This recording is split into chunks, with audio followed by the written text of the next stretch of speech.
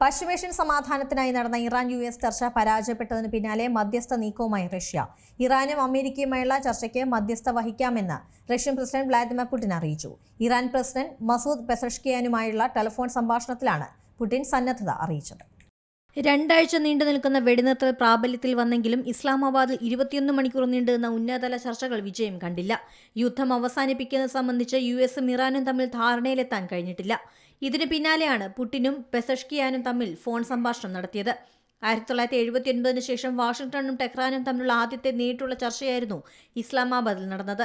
സംഘർഷത്തിന് രാഷ്ട്രീയവും നയതന്ത്രപരവുമായ പരിഹാരം കണ്ടെത്തുന്നതിനുള്ള ചർച്ച കൂടുതൽ സുഗമമാക്കുന്നതിനാണ് പുടിൻ മധ്യസ്ഥത അറിയിച്ചത്. ഉഭയകക്ഷി ബന്ധം വികസിപ്പിക്കുന്നതിനും ശക്തിപ്പെടുത്തുന്നതിനുമുള്ള പ്രതിബദ്ധത പെസഷ്കിയാനും പുടിനും ചർച്ച ചെയ്തിട്ടുണ്ട്.